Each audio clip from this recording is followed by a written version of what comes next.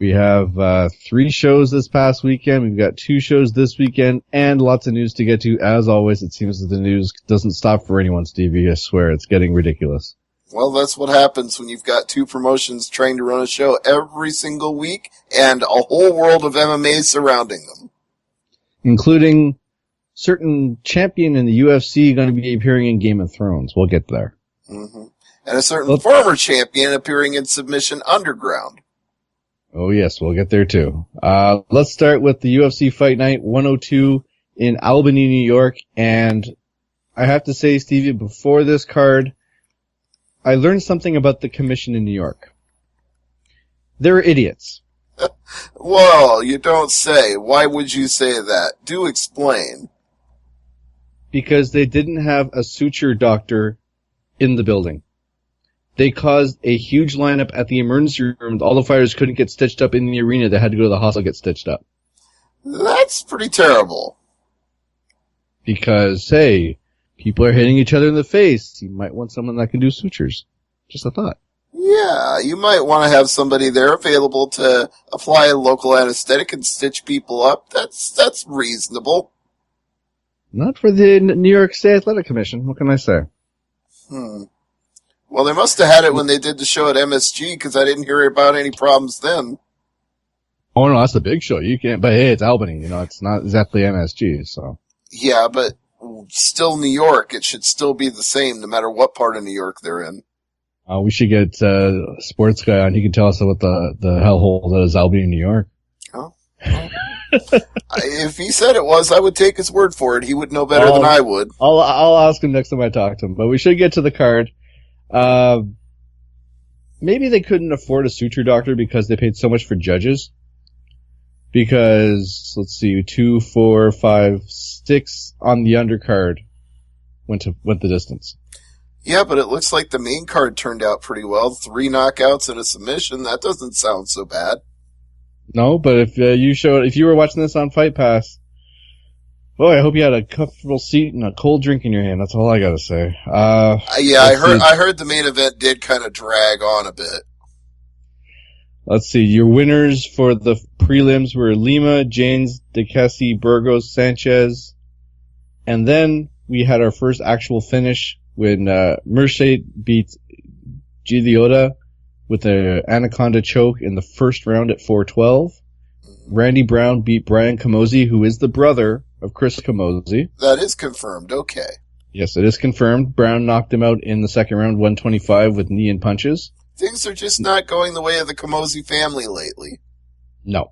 And Justine Kish beat Ashley Yoder, another decision. So, in a nutshell, that is your prelims on the Fight Pass. The Kish fight was at a catchweight, though, right? Yeah, there were a few fighters that missed weight this weekend, and we'll get there. Yeah, that was not the biggest failure of the weekend. Not even close. No. We'll get about missed weight, yeah. That was a catchweight. But let's go to the main card.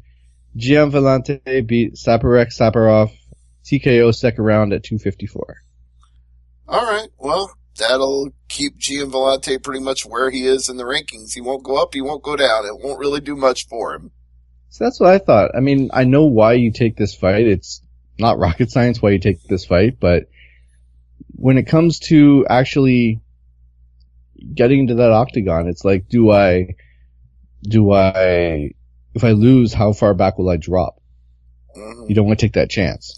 Yeah, this is when you get the ranking advisory from UFC, and it says that somebody has more to lose than they do to win. They actually tell you that. Like, Saparov, even with a win, has no chance of cracking into the 15. Gian Villante has a chance of sliding out with a loss. They actually tell you those things. Yikes. Corey Anderson beat Sean O'Connell in the second round at 254. I think you predicted this one. Yeah, I said that Corey Anderson was a good fighter who hadn't shown us his best yet, and Sean O'Connell has pretty much already said that he's on his way out and he wants to do commentary instead of fighting. Francis Ngannou beat Anthony Hamilton with a sick Kimura less than 2 minutes in at 157. Did I not tell you Ngannou was the real deal? Do you believe me now?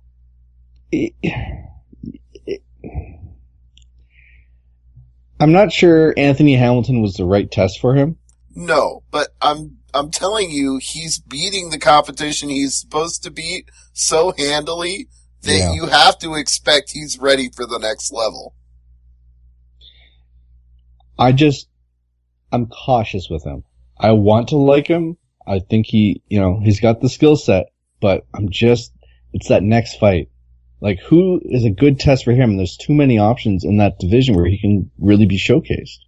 Right now, the heavyweight division has a lot of holes in it as far as I'm concerned. You can say it's stacked, but you can also say that it's stacked with a lot of guys who've had a lot of fights and who've got a lot of years on them.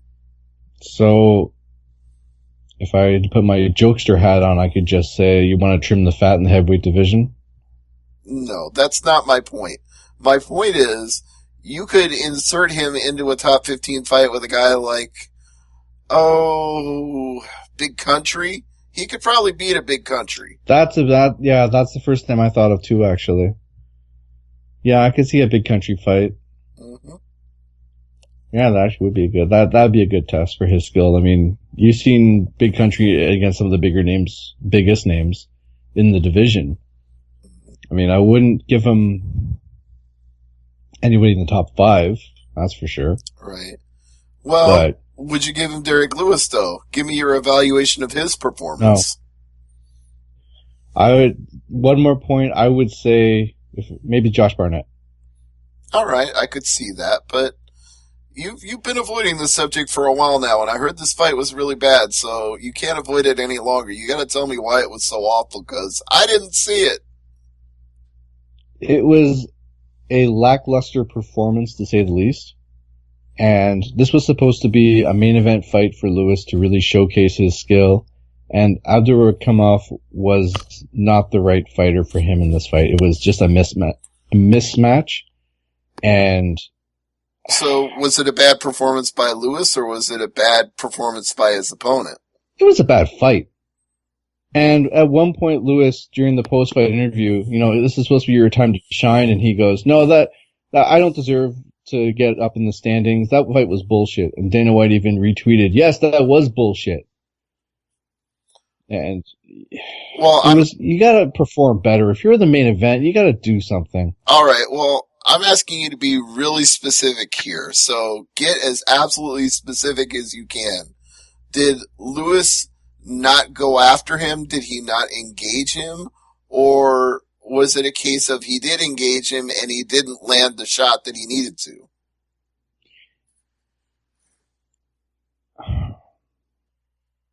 It was almost like,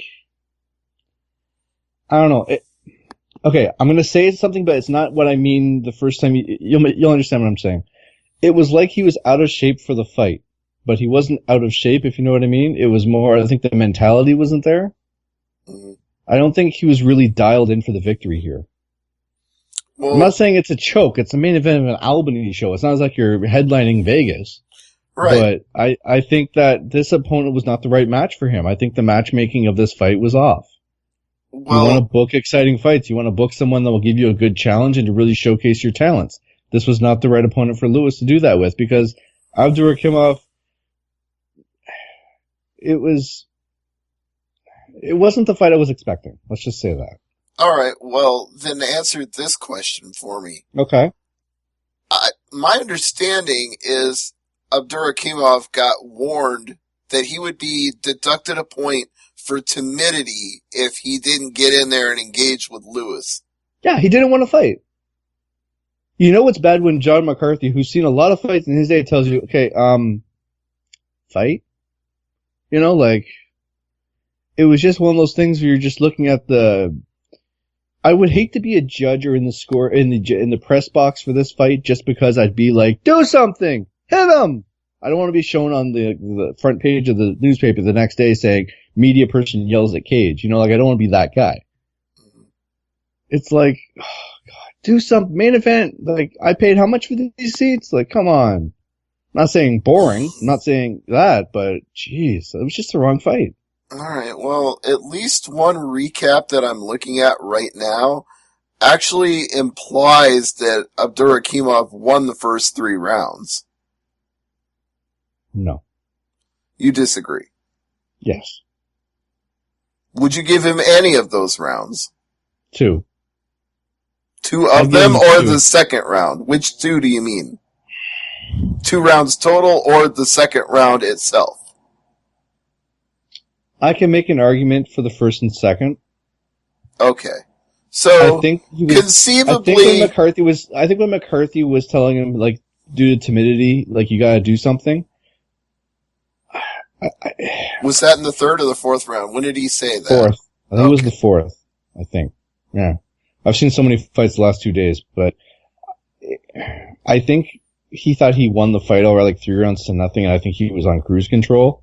He thought that he won all 3 rounds, and it's like, do something. Don't quit. Don't leave it to the freaking judges. Just fight. Now, it's not difficult. Now the picture of the fight is becoming much more clear to me, and I assume for our audience it just did as well. Abdurakhimov, he only went out there to do as much as he had to do, and he wasn't really trying. No. And when Lewis in the 4th round took advantage of that, he just knocked him out. So Lewis really wasn't doing anything. He wasn't really trying either. He let himself be dominated for a while, and then once he finally got a chance, he blasted him. I'm not saying it's like you beating Tank Abbott out there, but I've mentioned this before and I'll say it again. When you're in the octagon, fight to win. Don't fight to win on the judges' scorecards. Fight to win for a stoppage. Well, you know... Don't think outpointing is going to get you, because you're going to get caught. You're going to get, you might think, oh, I've won all 3 rounds. I can cruise the next 2 and I'm good. No, because the guy you're beating is going to whoop your ass. It's as simple as that. True. But you and I have a much easier time as reporters, as fans, as commentators. We're not the ones that are actually in there, and we can't say what that feels like, because it's really hard to tell a fighter that what they're doing isn't working if it's already worked for them up to that point in the fight. You and I can sit there and go, don't go into cruise control. That's not going to work. You're going to get rocked or you're going to lose on points. But if a guy has had success doing that in the past, it's hard to tell him not to. Because he hasn't been tested. Well, I guess Abdurakhimov, both of them got a test and they both failed it, is what you're saying. They failed worse than a Diaz brother after the post-fight pisser. Wow. Okay. You were not a fan of this fight. Now, it's funny that you do this and you've actually perversely made me more interested in the fight. Like, I didn't want to see this fight beforehand, which is why I skipped this card, but as bad as you're making it sound, now the curiosity factor has risen. I want to see it now. No, just don't. I got Fight Pass, I might as well. What the hell? I'm gonna get text tomorrow, you were right, the fight sucked. You know what? There's one good thing when you're watching a bad fight, there's always beer. Absolutely.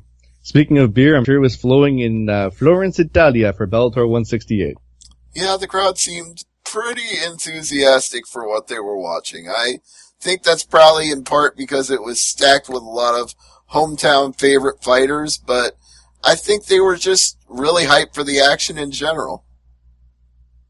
Main event was Alessio Sakara and Joey Beltran. This one didn't last long. It was 1 minute 20 seconds, and I'm going to be saying that a lot about these fights on this card, because none of them went to a decision. So, this fight, I think you've said this before on the show, Bulls in a China Shop? Mm-hmm. Yeah, this was Rock'em Sock'em Robots for 80 seconds. Yeah. They did not really hold back, but you could tell Sakara's got a little more left in the tank than Beltran. He's just been in too many wars with too many people.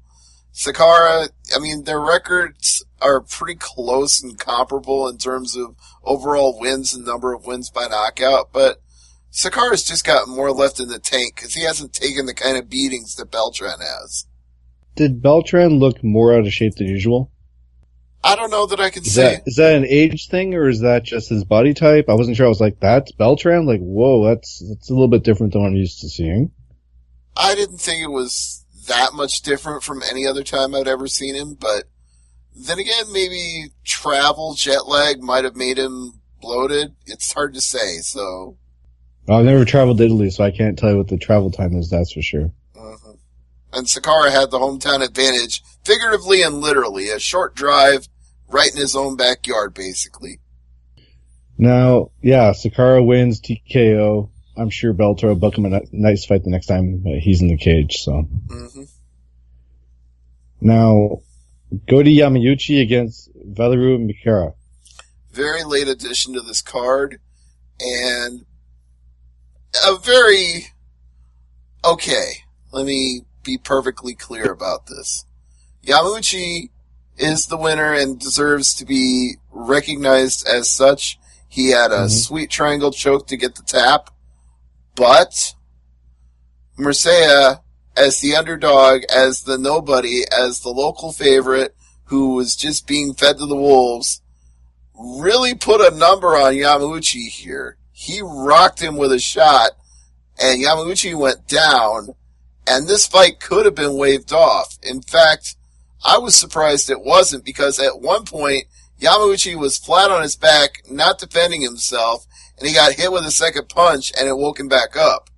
I'm like, that is a way to get multiple concussions. That shouldn't happen. You shouldn't be knocked out and knocked in.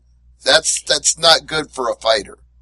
Was this a local crew, or was this the Bellator crew of referees? It was the real referees that were brought in for the show, so not like they didn't know what they were doing. Kevin McDonald, Jason Herzog, the guys like that. I think the referee made a judgment call that Yamauchi wasn't really out, but watching it again, I don't agree with that judgment. I think Yamauchi could have been waved off and this fight could have ended. But, be that as it may, Yamauchi, when he recovered, he is a wicked good jiu-jitsu guy on the ground. You do not want to roll with him on the ground. You saw what he did to Ryan Couture, and Murcia was not able to capitalize on the fact that he had already had Yamauchi rocked. And to me, when I described this to other people, when I talked about this fight, I told them it was like Yamauchi's brain was on autopilot. He already knew all the submissions. His muscle memory remembered how to do them.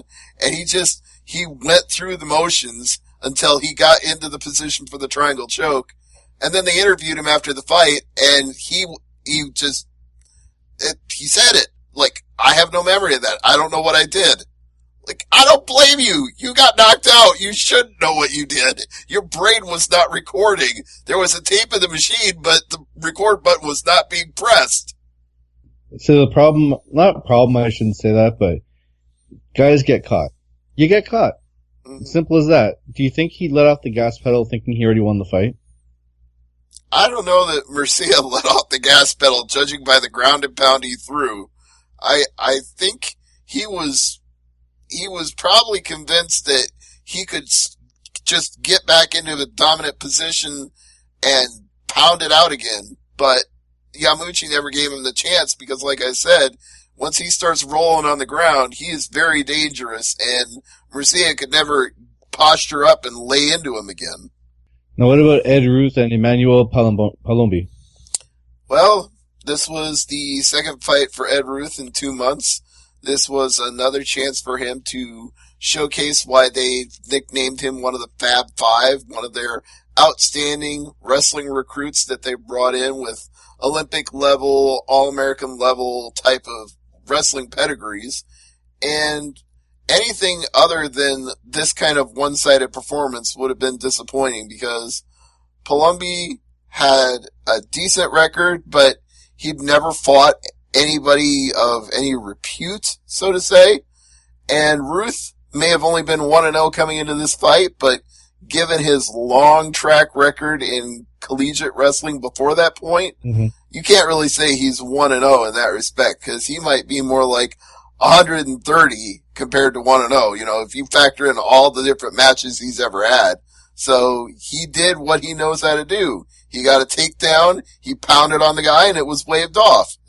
Perfect performance for him. And what about Philip Lins against Kiber Raimundo Silva? Biggest upset of this card. Lins was the clear favorite coming in. He just had a knockout win in his last fight, so you had to think it was going to be more of the same for him. You would expect him to have the kind of performance he had against Gian Villante. And there were times that he looked like he was on his way to that, but then just being the bigger, stronger man didn't ultimately matter in the end, because Silva, despite having a mediocre record, had a little bit of a reach advantage and had just enough power that when he rocked Lins with a well-placed shot and Lins started stumbling around, there was no chance for him to recover, because Silva stayed on him, kept on pounding on him, and Lins was trying to backpedal, trying to recover, couldn't do it, stumbled, fell to the ground, and the referee immediately jumped in like, you're not steady on your feet, you just fell down without even being hit, this fight's over. It's kind of sad when that happens, but it does happen, unfortunately. Yeah. Well, it was the right call. He was not defending himself at that point. He was pretty much out on his feet. So he had a great first round, and then in the second round he got caught. It happens. And John Salter against Claudio Anchirico, sorry. Anything other than a one-sided fight would have been ridiculous in this case, because the guy Salter was fighting was 1-4. So, Yeesh. You know what? It actually became a competition between him and Ed Ruth for who could get the takedown and pound it out faster. And Ed Ruth won. He did it 7 seconds faster than Salter.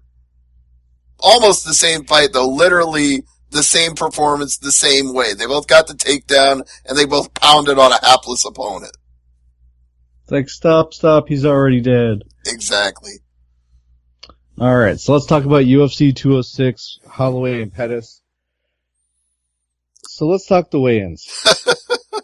Let's talk about Anthony Pettis being the first guy in UFC going all the way back to Travis Lutter, who missed weight for a title fight.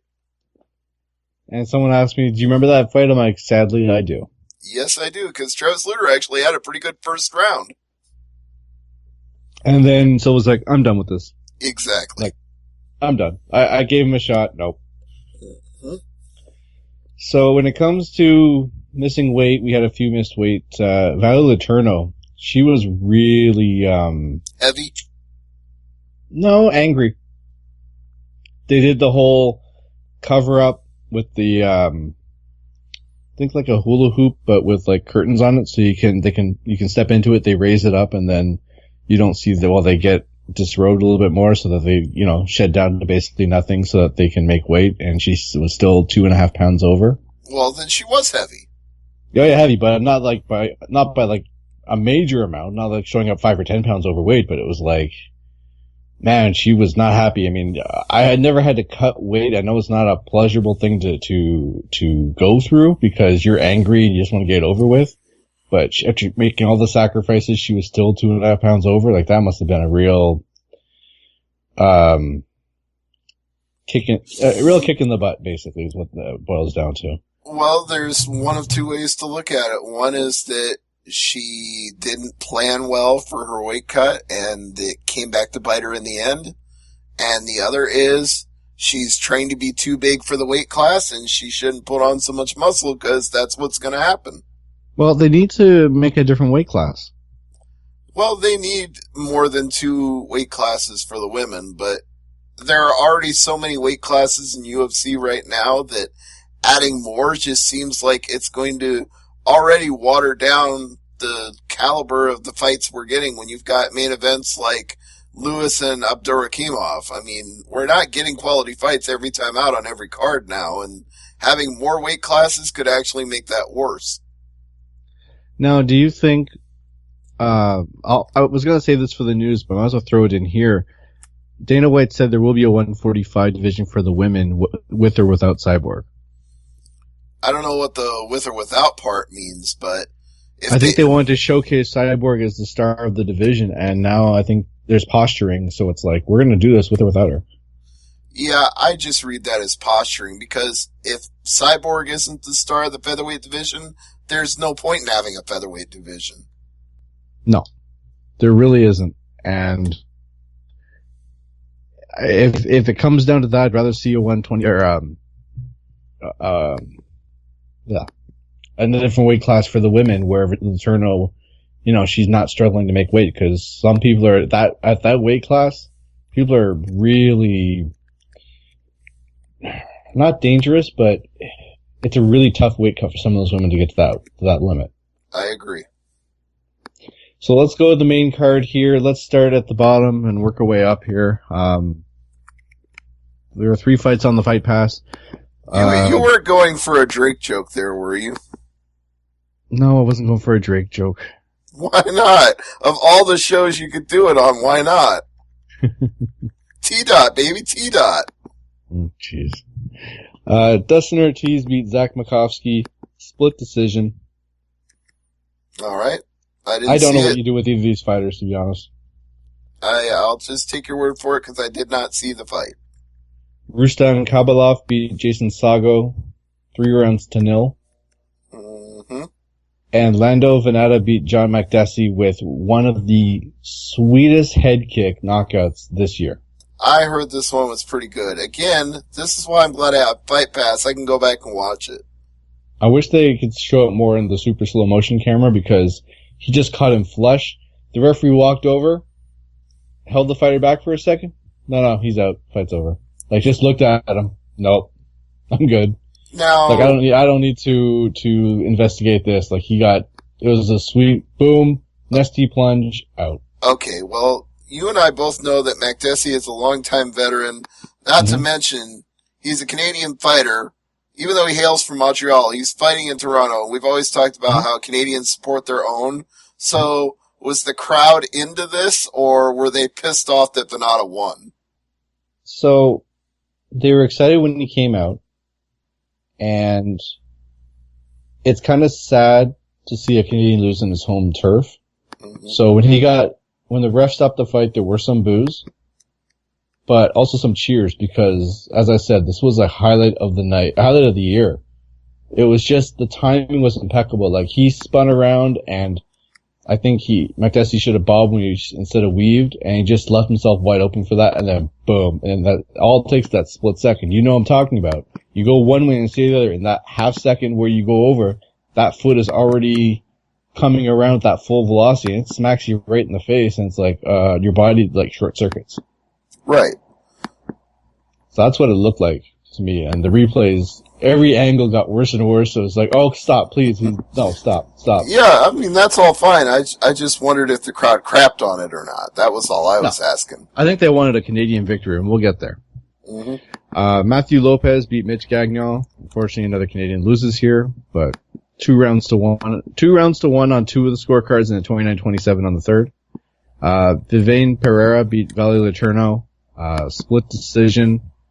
There was talk that Letourneau might retire if she lost this fight, because it won't create the division to better accommodate, certain fighters. So I hate to see her retire, but in this sport, you don't know.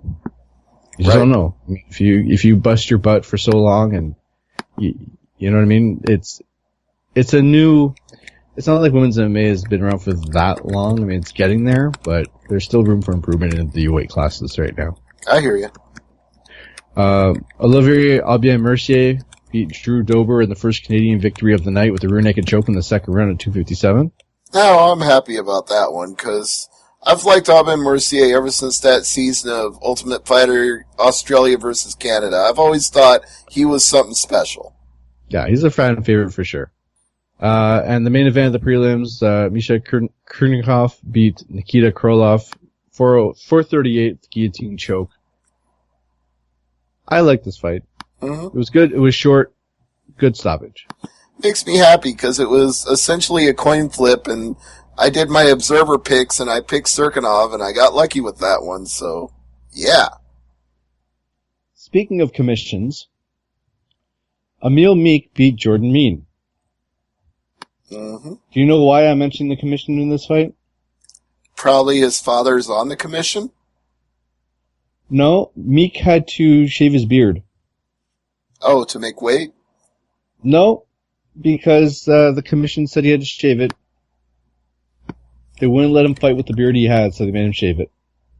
Okay, that's just something weird. About cushioning the blow, or It was I felt like it was when I heard that, I thought it was in Texas. Like, what? Okay, yeah, that's just odd. I really didn't even think that was the direction you were going with it. I thought it was going to be about Jordan Mean and Jordan Mean's dad. I had no idea you were going to talk about beards. Yeah, well, strange show.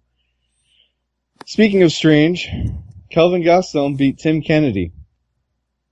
Did not see that coming as far as the dominance that Kelvin showed here. Yeah. I was really... Are you going to address the weight though? Oh, you can address it. Well, Kelvin Gastelum, obviously he had a good performance at middleweight, but immediately after the fight, he said, "I'm going back down to welterweight again." And the reporters were incredulous, like, "Dude, you just won at middleweight." He's like, "Nah, my arms are too small. I'm not the right size to be a middleweight. I need to go down to welterweight. That's where my size fits best." It's like, you repeatedly miss weight at welterweight. You've got no business being a welterweight. Dana White's probably not going to let you be a welterweight. You shouldn't even be talking about that right now. You just beat Tim Kennedy. What the fuck is wrong with you? It's like ordering chicken in a steak restaurant. Something like that. If I went to Omaha, went to the best steakhouse there, and ordered the chicken, I'd probably have a roll chucked at my head before I could put the fork down. Yeah, and I'd be the one chucking it. It's just, no. I think of all people, Rumble Johnson should give him a call. Right. Explain this to him. It's like, listen, son. Yes. I'm out here waiting for Cormier to get healed up. Listen, you listen to your body, because if you don't, you're really going to mess up in this sport. I know he thinks he's too small to be a middleweight, but reality has to start kicking his ass sooner or later that he is not physically capable of cutting to welterweight. It's not happening. Did you ever think Anderson Silva was too small for middleweight? No, actually, I thought he was huge at middleweight because he could easily, as he proved on many occasions, easily fight at light heavyweight without it being a struggle at all. He still looked like he was in good shape at light heavyweight. He didn't look fat at all. I don't know where Kelvin's getting this. There are some champions in middleweight, welterweight, who aren't exactly the prototypical, the biggest boy in the pond, biggest boy in the yard, so to speak, the biggest fish in the pond. Mm-hmm. But they win. You don't have to be the biggest guy. You just have to be the guy that wins the fight. Right. People had always made that argument with GSP, like, was he small for his weight class? No, he was incredibly muscular and probably the peak physical athlete he could be at that weight class. He made the most of it. Yeah, he was quick. He was fast. He had explosive takedowns. He had good striking. He was everything he needed to be a dominant fighter at that weight. Speaking of dominant performances, Cub Swanson beat the Korean Superboy 30-27, 30-27, and 29-28 in what has to be the fight of the night, fight of the year. It's right up there. It's been argued that you can call it dominant, but it can't be called fight of the year if it was dominant, because fight of the year means it was back and forth. And Cub may have really put it on him at several points in this fight, but Superboy Doo-Ho Choi can be called the new Korean Zombie because no matter how much Cub Swanson put it on him, he just kept coming. He was asked, how does it feel to lose? And he says, this is what losing feels like. I'm going to train even harder. I was like, holy crap, that was the best promo this year. Yeah, it was a star-making performance. Even in losing, he made fans with that fight. I want to see his next fight. Absolutely. Now, if CM Punk did something like that, people would not be debating if his next fight's in UFC or not. Right. Speaking of fights that didn't last long, and speaking of fights that ended in a nice knockout, Donald the Cowboy Cerrone beat Matt Brown, head kick in the third round, 34 seconds. Now, we talked about Silva back in the day toying with his opponents. Matt Brown had a triangle choke for about a couple of seconds here. And there are some fighters that would have tapped out. Because Brown can slap on a nice triangle, and he can make the average fighter tap out to it. Cerrone's like Gumby.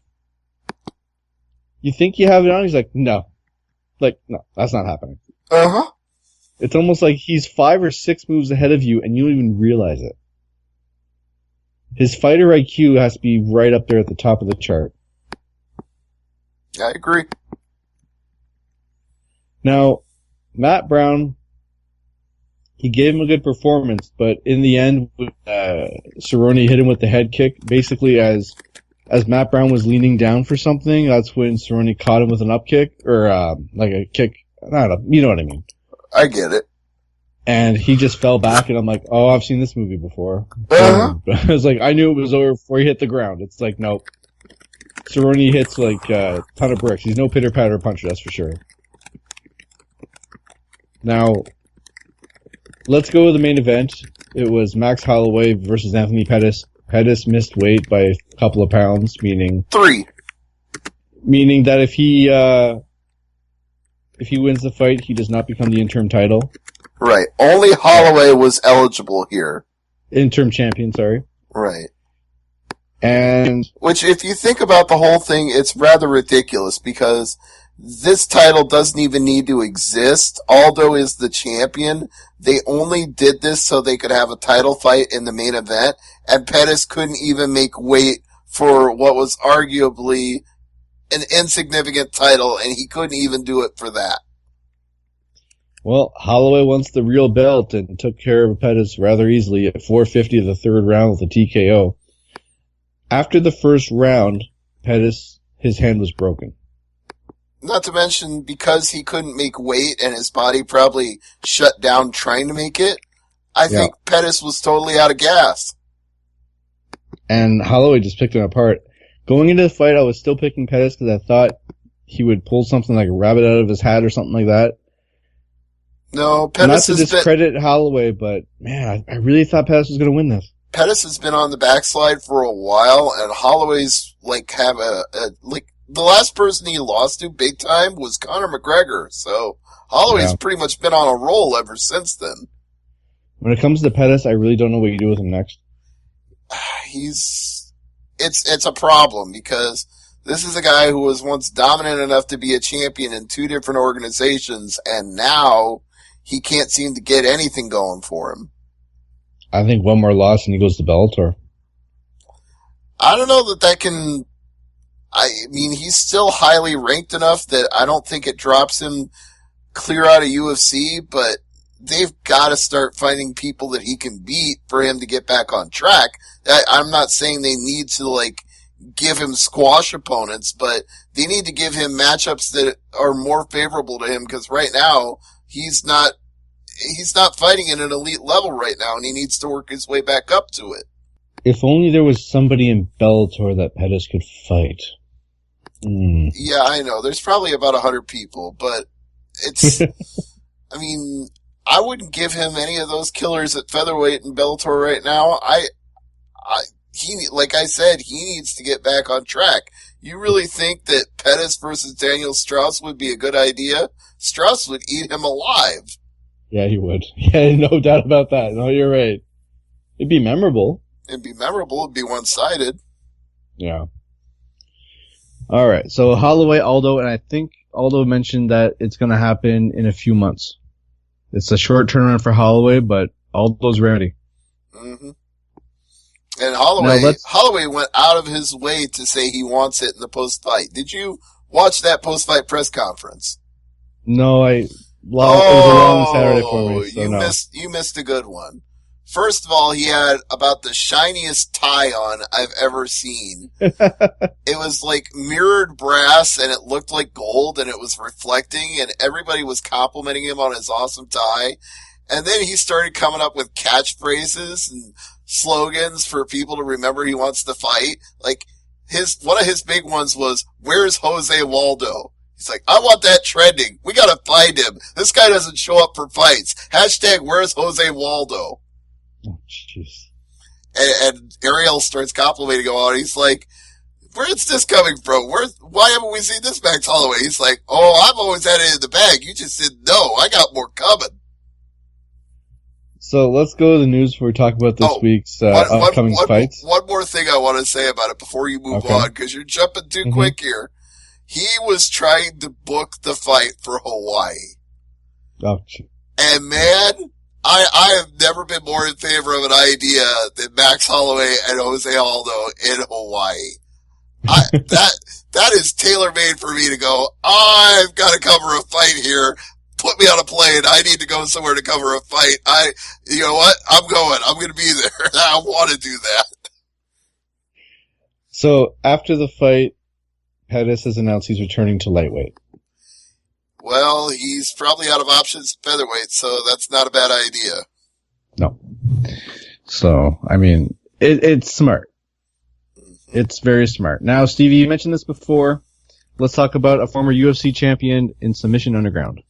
That's right. John Bones Jones taking on the H-Bomb Hollywood Dan Henderson. And, for those who are thinking, this will be a boring fight, it was actually competitive. It was a grappling competition, obviously, so... Yeah, it's submissions, takedowns, not striking.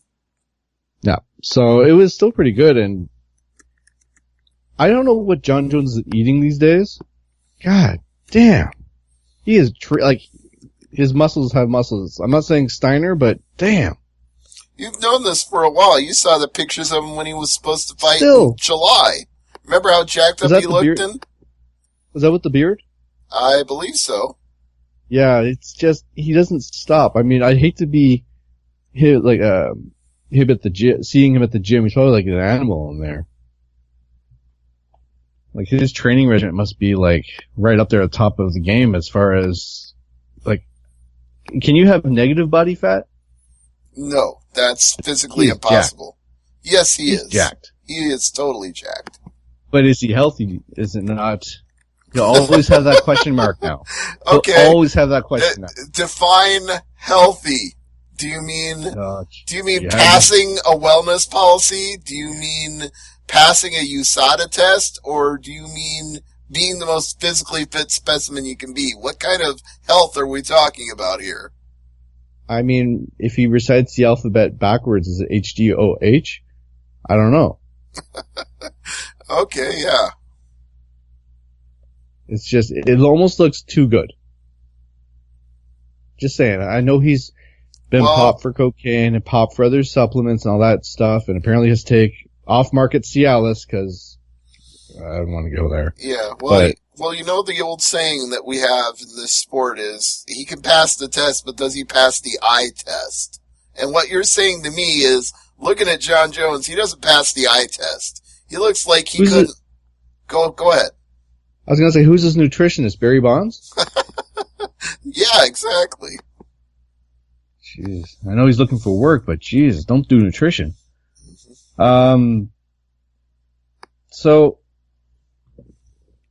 we have a couple more fights coming up, and we're going to talk about this fight in a few weeks, because I believe it's the Rousey fight is the last show of the year for UFC, I think. Yeah, pretty sure that is. Are you excited for Raya Faber? Like his final fight? Is this like the end of an era in your opinion? Or is this more like his time to go is now? Honestly, I felt like his last fight was his last fight. At this point, it's academic to me. So you're not sad to see him go? No, I think it's time. I think he can concentrate on running Team Alpha Male and all the gyms that he owns in California and just retire and live comfortably because he's already given the sport everything he can. Now, have you ever covered a NSAC hearing? I've had to cover them over the internet watching a live stream, but never like in person sitting there in the hearing. Is that the Sun one you're talking about?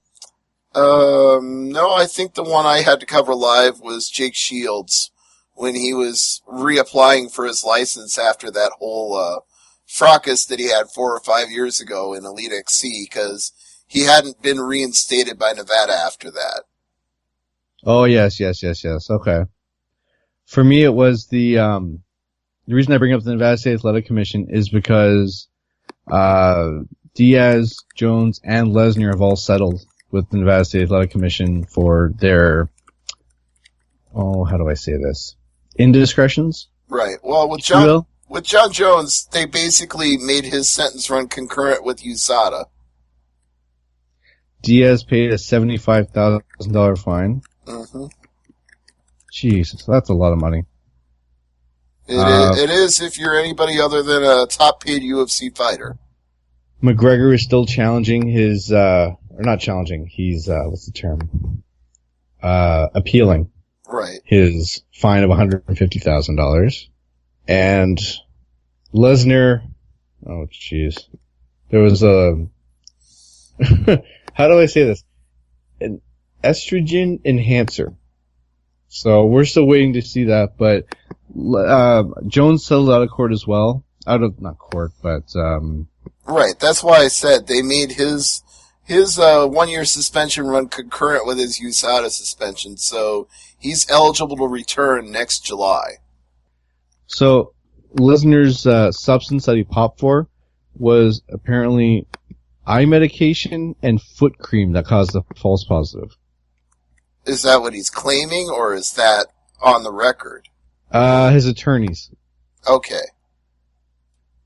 Now, if you do a settlement with the athletic commission, you still have to go in person. At least your lawyers do. Right. So what are the odds that we see any of these fighters show up at the hearing itself, or are they just on their legal team and that's it? Do you actually care enough to go if you're that fighter? Probably not. Unless you're Conor McGregor, you walk in with your fur coat and everything's happy. Mm-hmm. I don't, I could talk all day about that stupid fur coat thing.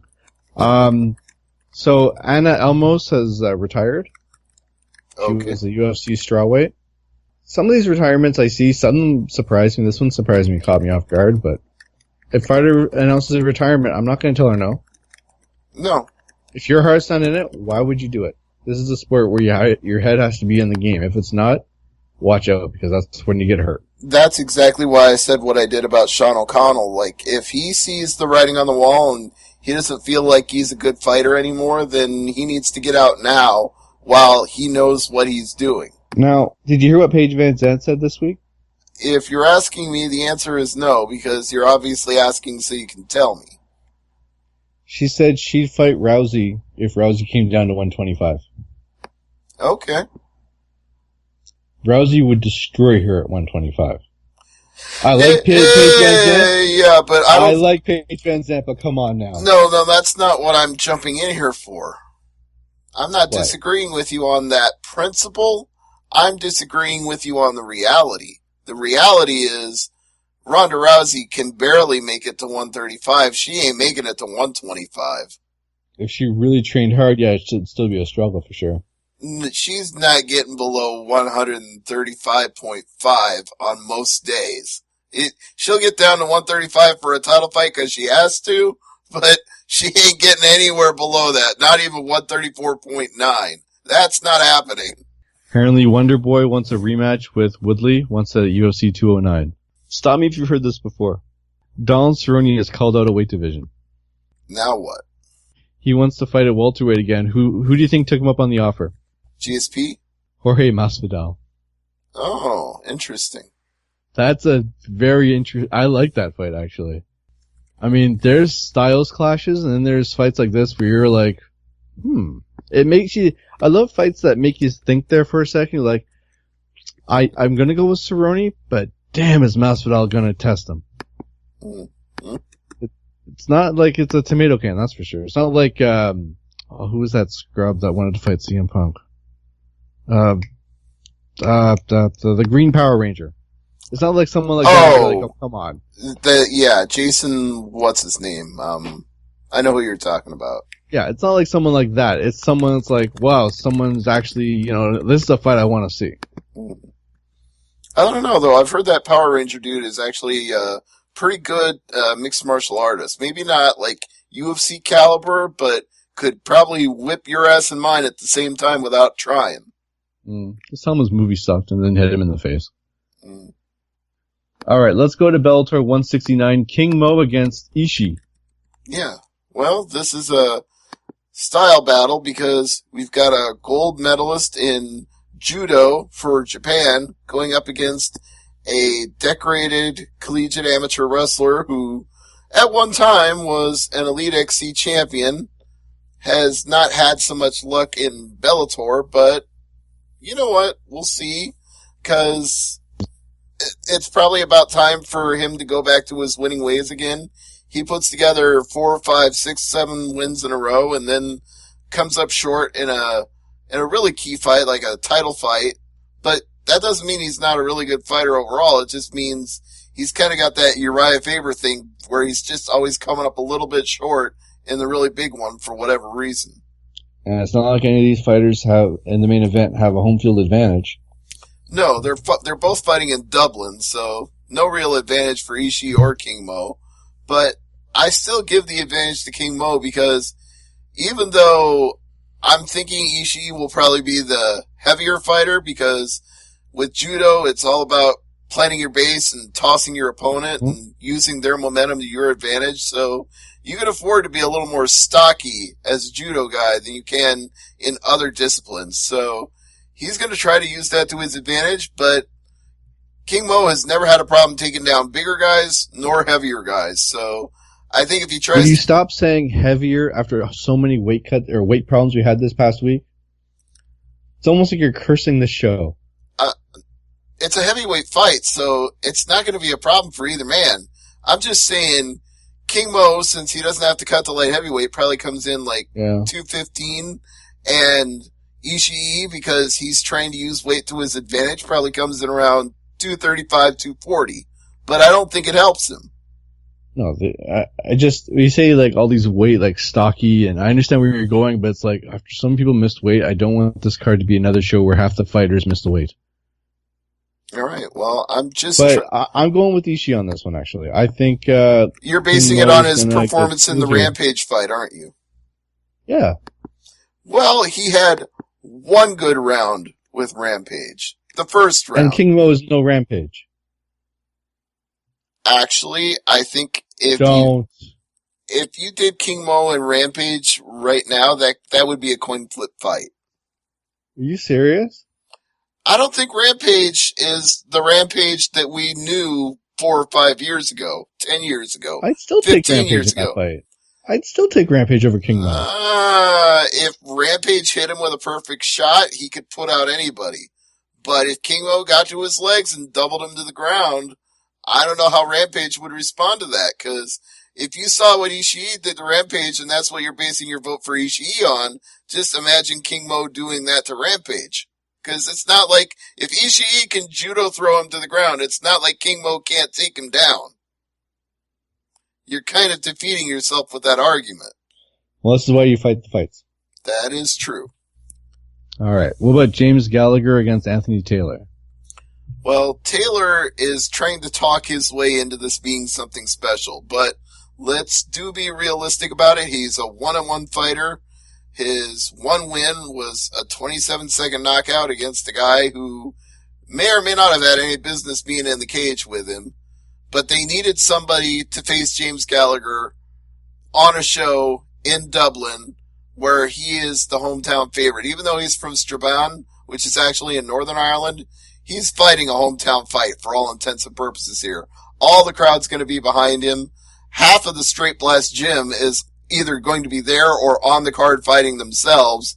So it's going to be like the Conor McGregor show minus Conor McGregor. So if you expect anything less than a total dominant performance from James Gallagher against a one-on-one guy, you're not looking at this the right way. Well, let's go with Brian Moore against Daniel Weichel. This was a late change of opponent. Weichel was originally supposed to face Emmanuel Sanchez. That didn't work out. Injuries happened. So that sucks. You know what? It's okay, though, because Weichel is probably going to pick up a nice, easy win here and keep his streak going. And hopefully in 2017, he's in contendership for that featherweight title again. Now, what about the other two fights on the main card? Well, one of them is a very, very late replacement fight. Mm-hmm. Kavanaugh is the name of the local fighter. I cannot pronounce the name of her opponent. It's a Greek fighter. The Greek fighter is... Elena Kalyanidou. Yeah, it's something long like that. Yeah, but I'll tell you a little bit about them. The Greek fighter, her record is 5-0. She's been fighting since she was like 16, and she won her first fight either right before or right after she turned 16 by knockout. So they didn't bring in a rollover fighter for her. Like, Kavanaugh may be the home favorite out of the Straight Blast gym and all that, but they didn't just give her a scrub. Now, what's your opinion on fighters like young, like 16, fighting in a pro fight?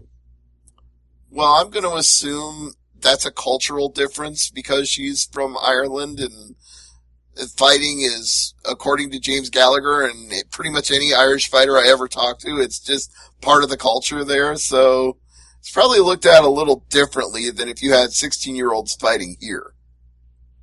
I just find with the lack of long-term medical information about MMA fighting, do you really want them to like turn professional at 16? I have no problem with amateur. You know, they wear headgear and everything else. But, you know, pro is a different one. I would say 19 or 20. 16 seems a little young. Again, I know culture. My inclination is to agree with you, but we're in the U.S. and Canada, and we view it a little differently here. Mm-hmm. What about Louise Tosta against Shea Walsh? Well, this was added to the card late, and it is what it is. You know what? The only way I can actually tell you anything about this fight is to read what I wrote for MMA Mania, because my memory of either of these fighters only goes so far as actually having to do the research. Oh, by the way, I got breaking news for you since I'm on MMA Mania. Okay. Holly Holm versus Jermaine Durandamy will be the first ever UFC featherweight title fight. So apparently what you said about with or without Cyborg had some merit. Do you want me to read the rest of this story? No, I'm just letting that sit there for a second. So, in theory, Holly Holm can be the first women's 2 different weight class champion. No, because I believe that was it in UFC? In UFC, because I was going to say... I don't know. Invicta, I know, but I'm saying in UFC because that's a new division, but I can't think of any other woman that's won titles in 2 different weight classes. This is only 2 weight classes. In UFC, it would be a first. I will give you that. It's kind of a nice little stat to have. So, back to the story. Mm-hmm. Cyborg requested either the fight take place in March 2017 or after, but it appears UFC was unable or unwilling to wait. And don't know how to... Well, if they had an idea for what they want to do here, if they wanted to have a highlight fight or a big fight to kick off the division and Cyborg said you should wait, it's like, we're not going to hold the division for you. We're going to do what we want. If you want to be part of it, this is when the fight is. If you don't want it, we'll find someone else. Right on. Now, the Bellator show, the undercard is a bunch of Bama fights. Right, so don't expect me to tell you anything about Duquesne or Philippot or any of those other guys, because So, I do want to mention one fighter. Nathan Jones. Now, it's not who you think, Stevie. But he's got one of the funniest nicknames I think I've ever heard. Mr. Bag and Tag. That's funny? That's morbid. That's not funny. That's gruesome. It's lame. Lame. There's one fighter in Toronto's card whose nickname was the Mantis. Well, I can kind of get the comic book thing there if that's what the guy was going for. Yes.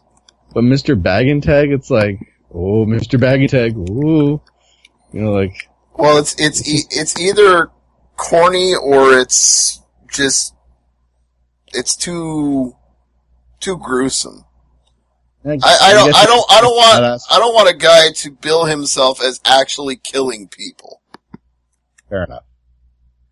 All right, so let's move on to UFC on Fox 22. VanZant and Waterson in the main event. The Karate Hottie looking to derail VanZant's return to the octagon after her Dancing with the Stars performance. Mm-hmm.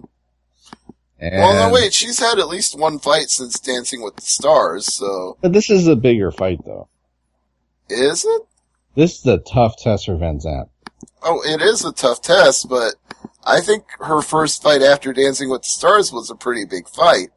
Oh, you never did get my final thoughts on Tosta and his opponent. Oh, did I cut you? I didn't mean to cut you off. I think it was the breaking news that cut you off, wasn't it? Yeah, and we never went back to it. Okay, go ahead.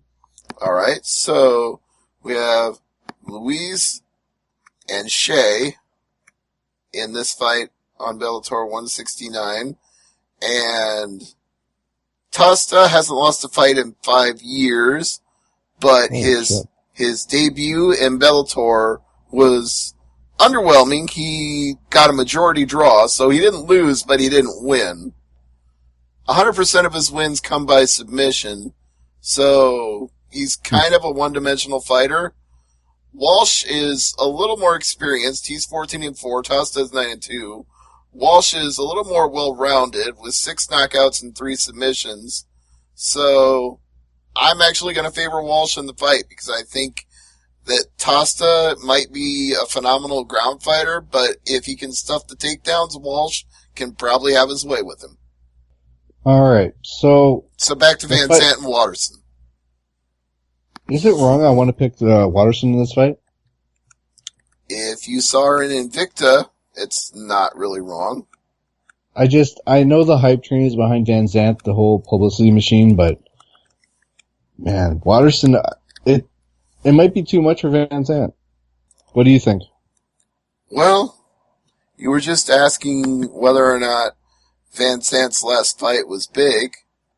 I would argue, yeah, it wasn't maybe as big as Rose Namajunas, but Beck Rawlings is a quality fighter, and getting a knockout win over her kind of reestablished her in a division after taking a very tough loss to Rose in a 5-round fight. So, see, I might regret this, but I don't think VanZant knocks out Waterson. I could be wrong, but I don't think VanZant can knock out the Karate Hottie. Again, if you were asking me to base this strictly on the Karate Hottie that I knew from Invicta, I would have no problem 100% believing she could beat anybody. But she lost her last Invicta fight before she went to UFC, and then she had a good fight with Angela Magana and won it with a submission, but was Angela Magana really a top-level competition? I would argue, actually, that Paige VanZant is, at least at this exact moment, on a higher level than Magana. What about Mickey Gall and Sage Northcutt? Now, is this a hair versus hair match? It should be, but it's not. I've heard rumors that's what they want to book it as. I think they tried, and I think the commission doesn't like that pro wrestling shit and is just not going to let them try that. Loser gets a tattoo? Really, the only suitable way to do this would be loser gets their head shaved. I honestly agree with you. Man, this is a coin flip for me. I'm going to lean towards Northcutt. I guess the only thing I can do here to really settle the issue on either of these fights that we've talked about so far on this card is to actually pull up the odds and look at them, because I think, especially with Mickey Gall being he has so few pro fights, I want to know what the bookmakers think. And right now, both of these fights are coin flips. Waterson is minus 105, VanZant is minus 115. I like that. That makes sense. All right. Well, Mickey Gall minus 125, Sage Northcutt plus 105. So Gall is a very, very small favorite. Now, In a fight that I totally thought was next week or the week after, you write a Faber against Brad Pickett. Minus 440 for Faber, plus 350 for Pickett. Ooh, that's tempting. That's really tempting for Pickett. I think Pickett's pretty much done at this point, though. Yeah, but Faber's not exactly in his prime either, so. I know, I said that. I said that his last fight was really his last fight as far as I was concerned, but I think he's still got enough left in the tank to beat Pickett, especially when you look at Pickett's record. Come on now. Yeah, I know, but those odds are tempting though, Stevie. The only fight of his last fight he won was a split decision. I'll tell you this. If the odds stay this way after the weigh-ins, I'll pick Pickett. But if the odds fluctuate to somewhere more normal for a fight, I'm going to pick Faber. For those odds, I'm really tempted to pick Pickett here to play spoiler on Faber's last fight. I disagree. I think the odds are the way they are because Pickett is done as a fighter. So loser leaves town, both fighters get out of here. I think they're both done, yeah. I think Faber goes out with a win and Pickett goes out with a loss, and they're both going out. Alan Jubin against Mike Perry. Coin flip. 135 negative for Perry, plus 115 positive for Jubin. I'm going Jubin. I can see it. Let's see. Prelims. Enrique De Silva, minus 225. Paul Craig, plus 185. I'd go with De Silva. That's because of his record. Cole Miller. Mizuto Hirota. Coin flip, plus 100 for Miller, minus 120 for Hirota. I go with Hirota on that one. Brian Barberina, no? I kind of like Miller in that. Okay. Brian Barberina against Colby Covington. Minus 360 Covington, I think that's the right call. Absolutely. Muntasiri and Morono is a coin flip. Minus 105 and minus 115. Muntasiri? I guess so. He had a good fight when I was in San Antonio, so I do kind of like him. Emmett and Holtzman? Minus 190 for Emmett, plus 165 for Holtzman. That makes sense. Leslie Smith and Irene Aldana.